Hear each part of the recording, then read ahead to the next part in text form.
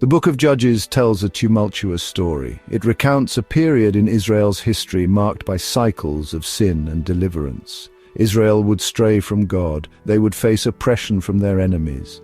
Then the people would cry out to God for help. In His mercy, God would raise up judges. These judges were leaders who delivered Israel from their enemies. The book paints a vivid picture of human frailty and God's faithfulness. Within this book lies the extraordinary tale of Samson.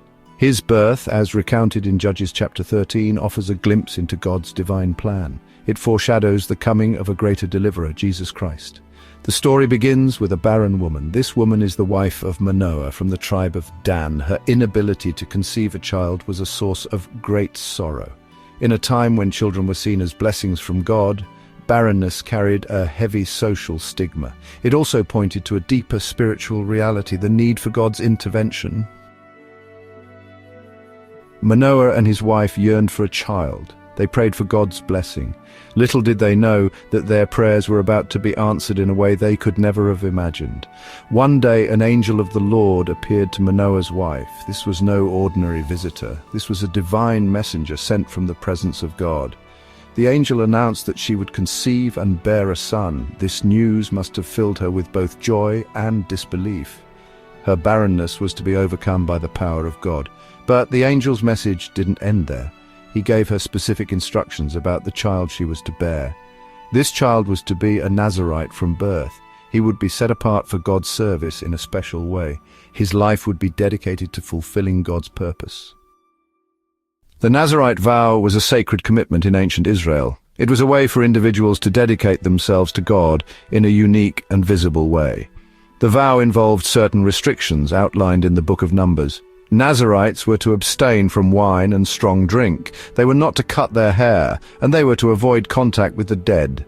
These outward signs represented an inner consecration, a separation from the world and a dedication to God. Samson's life was to be a living example of this consecration. From the moment he was born, he would be marked as set apart for God's service. His very existence would be a testament to God's power and purpose. His uncut hair, a visible sign of his vow, would become a symbol of his strength. It was a tangible reminder of God's presence in his life. When Manoah's wife told him about the angelic visitation, he was understandably astonished. He longed for confirmation. He wanted to hear the instructions directly from the angel's mouth. So he prayed to the Lord, asking for the angel to return. God answered Manoah's prayer. The angel reappeared to Manoah's wife. She quickly summoned her husband. Manoah, eager to understand God's plan, asked the angel for his name. The angel's reply was both mysterious and profound. "Why do you ask my name?" he responded. "It is beyond understanding." The angel's name was not important. What mattered was his message and the power he represented. To confirm his divine authority, the angel performed a miraculous sign.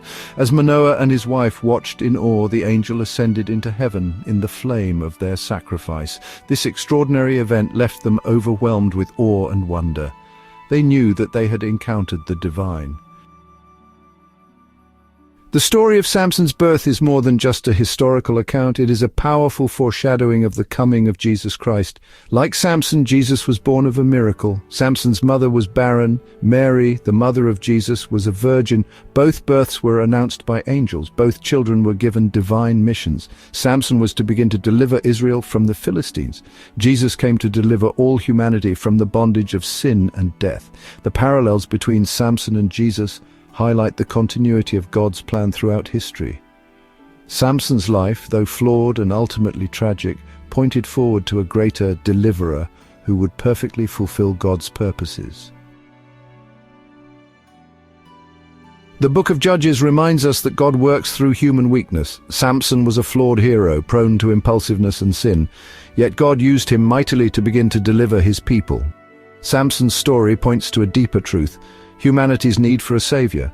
We are all trapped in the cycle of sin and its consequences. We need someone to break the chains that bind us. Jesus Christ is that savior. He is the ultimate fulfillment of the promises foreshadowed in the Old Testament.